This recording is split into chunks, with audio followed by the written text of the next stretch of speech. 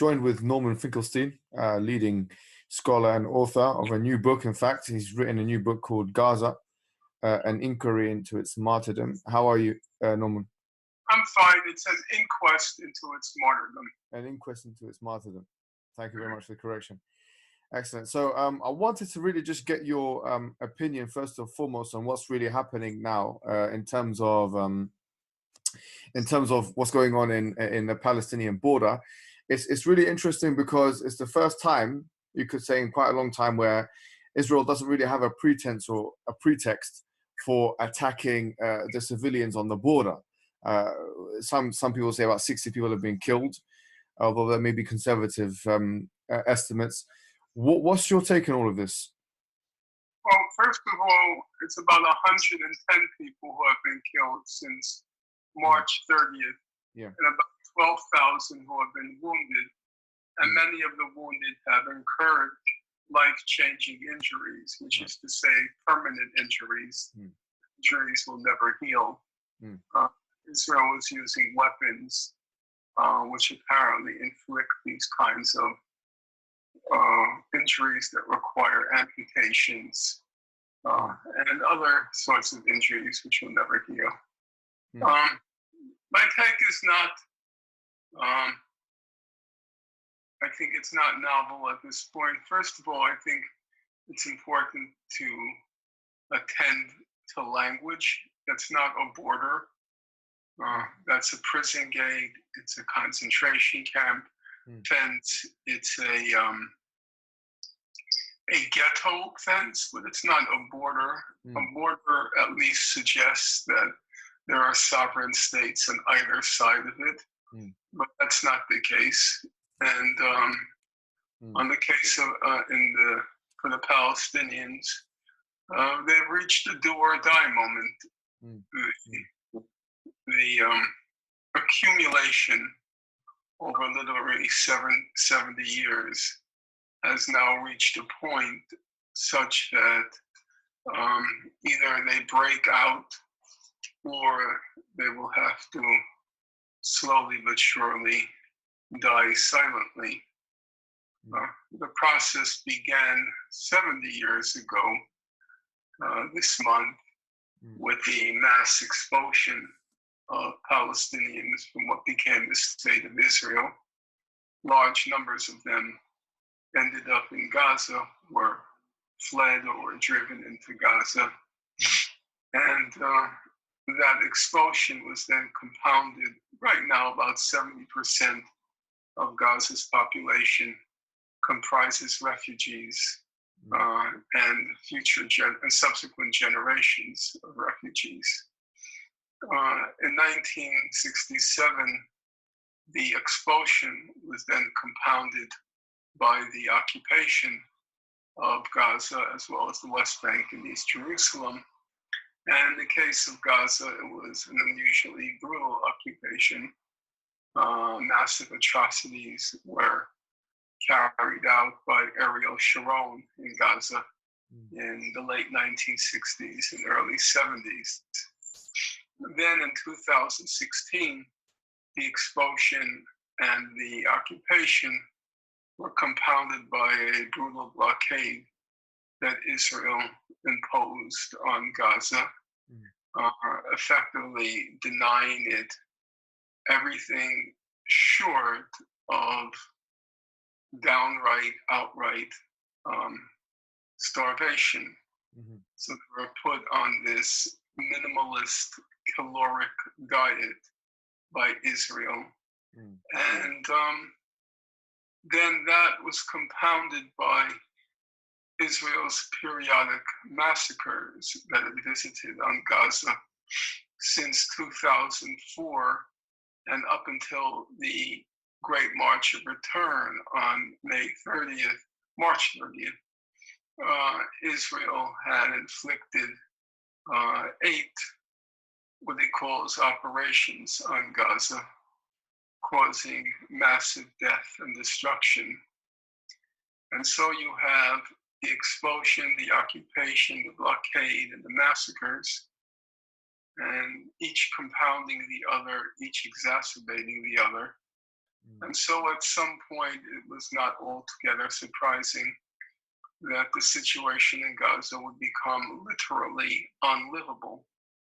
And beginning in 2012, the United Nations started putting out reports asking the question, will Gaza be livable in 2020?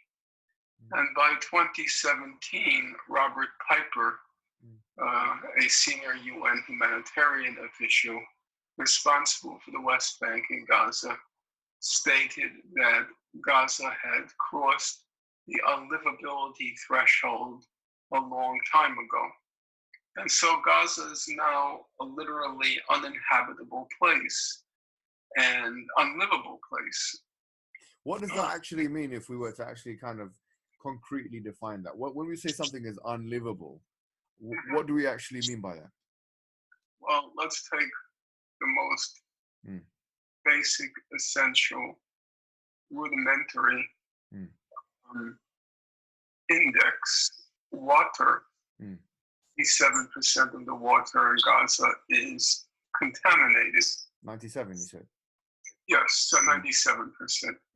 So as Sarah Roy of Harvard University, the world's leading authority in Gaza, as she put it in the latest edition of her standard work, she said innocent people, mostly young, are slowly being poisoned by the water they drink. Now, that's not poetic language, and that's not hyperbole, and that's not embellishment. That's a literal fact. So the bottom line is you have 2 million people, half of whom, more than half of whom, are children under the age of 18. They're trapped by Israel in an unlivable space, and they're slowly being poisoned. And it was this essential picture that eventually culminated in the Palestinian decision that either we do or we're going to die. And that's the Great March of Return. What do you think the solution is now? Because I think there have been different things that have been proposed in terms of what Palestinians in Gaza can actually do. Some of it has been physical military solutions. Other things maybe that you've suggested in the past may have gone more down like a non-violent kind of protest. Now that we're seeing people try the non-violent route and still being killed en masse, do you think it's still a good option? It's very premature to say. You can't undo a blockade that's been imposed for 11 years. Right. It's a protracted struggle. The question is, in my opinion, the will of the people, the quality of the leadership, and the ability of the people of Gaza to galvanize and mobilize international public opinion to really bring pressure on Israel. Now, I don't think it's easy, and obviously the current occupant of the White House doesn't make it easier. But first of all, I don't think they have any other options. And second of all, I think the past 6 weeks have significantly isolated Israel. If they can persist, and if they show real leadership, if the leaders show real leadership, and it's not easy navigating these treacherous waters of the Gulf states, of Egypt, of the Palestinian so-called authority. And these are people who are ready to stab you in the back the moment you leave yourself open to being stabbed in the back. So these are very treacherous waters to navigate. And Hamas has made many errors in judgment. And the fact of the matter is their most experienced levels of leadership have been wiped out by Israel. Israel is now contemplating, and it quite likely will, wipe out the current level, the current leadership, and then inevitably inexperienced people come into power, and people who are hell-bent on vengeance, which of course they're entitled to. That's a normal human emotion. However, you need experienced people and people who can demonstrate maximum discipline and self-control in order to navigate these treacherous waters. So I can't predict. I know for certain they don't have any other option. The what's called armed resistance had not produced any results.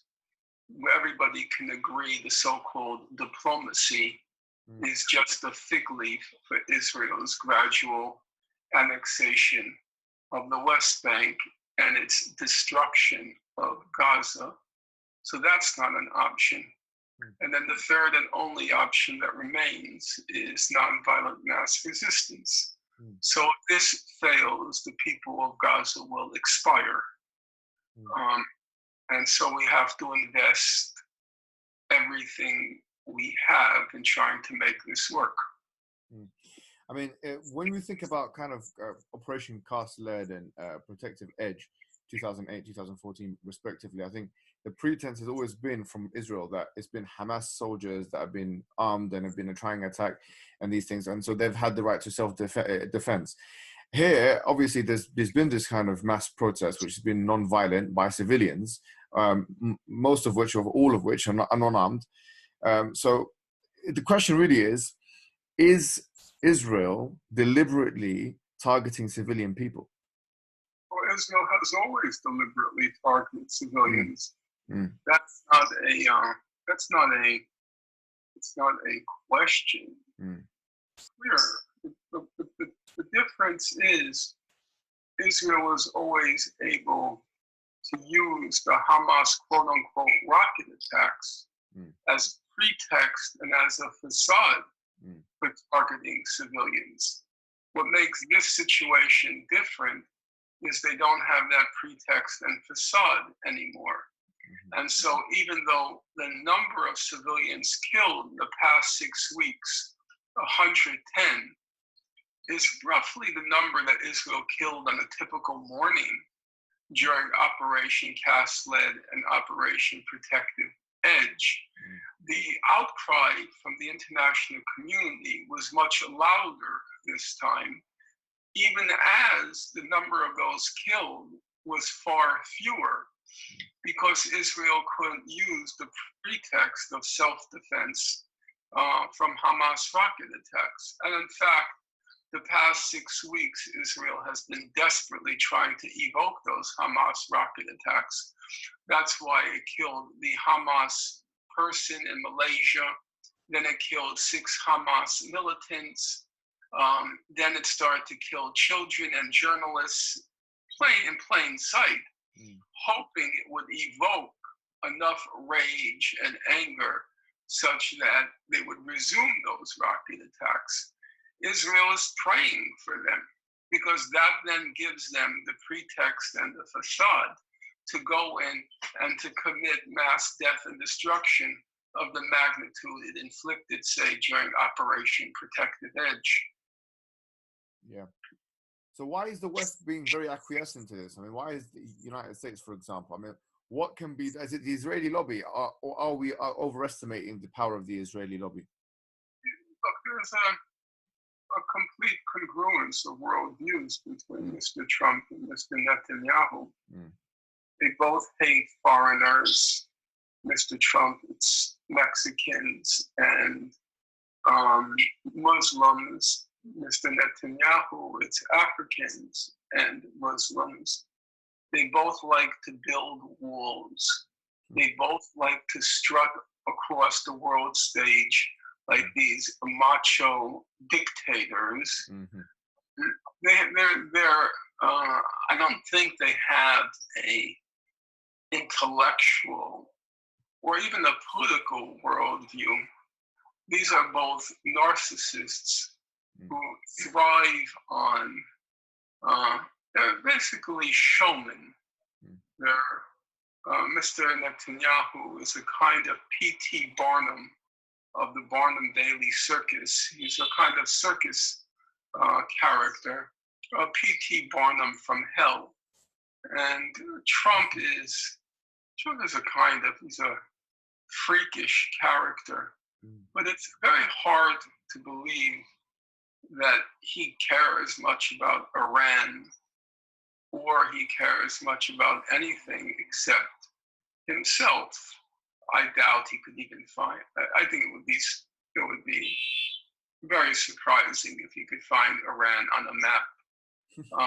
His map just consists of the locations of his hotels. That's his map. So I don't think one should read a grand geopolitical vision in all this. And the proof of my point is, if you take, for example, the agreement with Iran that was just torn up by Trump with encouragement of Mr. Netanyahu, in both cases, in the case of Trump and Netanyahu, all of their respective senior military and security advisors told them, don't do it. It's a very good deal. You know, Ian Mathis, the Secretary of Defense, he said, don't do it.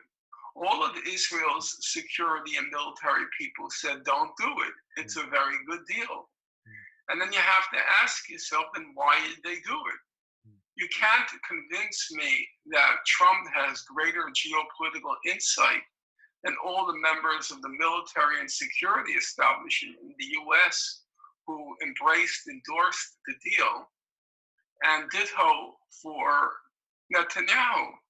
And then the answer, it's not a particularly comforting answer, especially for those who like to deal with the big picture of geopolitics and the great forces at work in human history. It's a little bit painful to have to swallow the fact that a lot of what's going on now is due to two profoundly, really pathologically narcissistic characters who are not in all respects. For example, the determination to crush Gaza is an undertaking that's shared by most, not all, of the Israeli political establishment. There are some in the Israeli military political establishment who have called for allowing Gaza to rehabilitate. So it's not uniform. But in large areas, you can't even talk about Israel or the United States. It's really one, in each case, a demented individual who happens to be the head of state. So you think you could be over-exaggerating the power of the head of state there? Because obviously in the American context, you've got, you know, checks and balances, separation of powers, you've got different interests being represented. Is it just one man? Could we just reduce it to that? In some cases, the executive is a very powerful office, and now you have a very idiosyncratic, eccentric, positively weird person who's occupying the highest seat of power, and there's just no getting around the fact that that single individual wields a lot of power. Now, in the case of Iran, it's true, his two recent appointees, Pompeo and Bolton, both talked about shredding the agreement. But that wasn't the opinion of his previous appointees. So even if it's three who share this opinion, it's still not really representative. On the case of Gaza, I would say it's more representative because they're basically Untermenschen, they're subhumans, and the great scheme of things, they don't count. Because as people like Netanyahu and Trump strut across the world stage, for them, the only thing that counts is people with power. They're imitations of Modi in India, of Erdogan in Turkey, of Putin in Russia, of the fellow's name just slips my mind, in the Philippines. These are just thugs who are in power. That's right. And it's a scary phenomenon for sure, these thugs. On the other hand, I'm not so convinced that at the end of the day they're going to prevail. They're having their moment in the sun right now. Yeah. But the expression, the bigger they are, the harder they fall. And what goes round comes round. We're right now at the mission accomplished stage of George Bush's attack on Iraq. We're at mission accomplished stage. As we already know, there are many stages that come after mission accomplished. And I'm not convinced that these people are going to fall very hard. Right. Just for the sake of making the argument now, going back to kind of the crimes that are being committed against the Gazans, I wanted to ask you specifically, how does, for example, in international law, for example, how are war crimes defined, and how is Israel actually committing war crimes in these cases? Well, there are two ways to approach it. One is to go through the applicable international law and then to make a judgment about whether Israel is guilty of having committed war crimes, crimes against humanity, and so forth. The other way to approach it is to just clear away all the legal jargon and to to render a judgment based on one's common sense. Right. The common sense asks you, does Israel have the right to poison 1 million children? If you don't think it has that right, then it has no right to use any force. This kind of debate about whether Israel is using disproportionate force, as if it's allowed to use proportionate force, that Israel is using excessive force, as if it's allowed to use moderate force. The question of whether Israel is applying what's called the international humanitarian law, the laws of war, when it should be applying the international human rights law. It seems to me all of these questions are academic to the point of being obscene. How could anyone, let's take a simple example.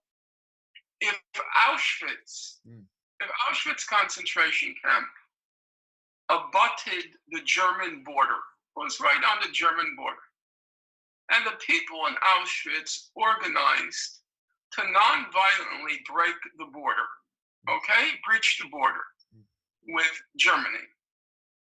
Would anyone back there have even posed the question what degree of force Germany or the Nazis are allowed to deploy to prevent them from breaching a concentration camp in which they're slowly being poisoned? Would that question even arise? Would it even be a question that any sane person would ponder? There's a kind of complete insanity when I read in the BBC, or I read in the pages of Haaretz, or I read all of these lawyers debating what degree of force is Israel allowed to use. Does a rapist have a right to self-defense if the victim resists by scratching him? Does a rapist have a right to self-defense? Is that something Gandhi said? How can you claim that Israel has any right to use force against an overwhelmingly non-violent population that's trying to breach an unlivable space in which they're slowly being poisoned? I personally find obscene the kinds of debates I see going on about what is the relevant body of law and what is the standard of force Israel has to abide by. It has no right to use any force any more than people trying to break out of Auschwitz have to apply a certain level of force before they're accepted by the international community. Everyone's saying now, the people of Gaza have to be more nonviolent. Really? That's the problem? They have to be more nonviolent? Would anyone have dared to say that to the inmates of Auschwitz? If you're going to break out, you really have to lower the threshold of violence. It's so completely insane, the kind of debate that unfolds now in the papers, the media of this so-called Western civilization. It's very painful to behold. Oh, yeah. Well, I mean, you made the comparison between kind of Auschwitz and what's going on now in Palestine.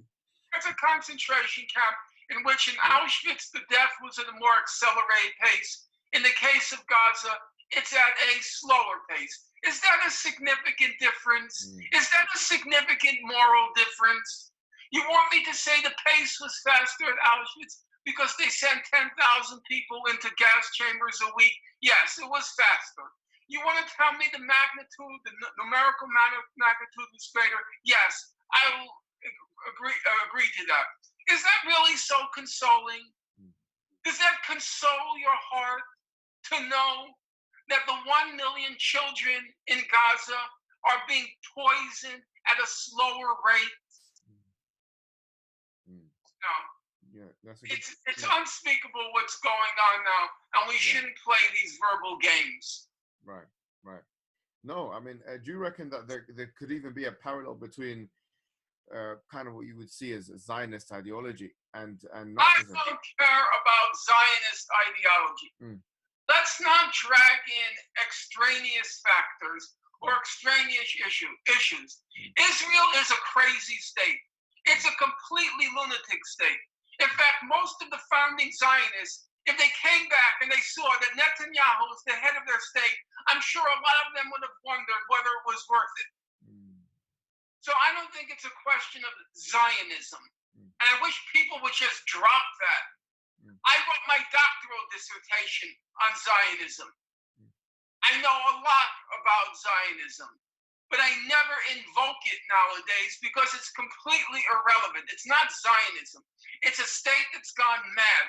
It's a racist, Jewish supremacist, obnoxious, self-righteous, morally corrupt state that has very little to do with Zionism.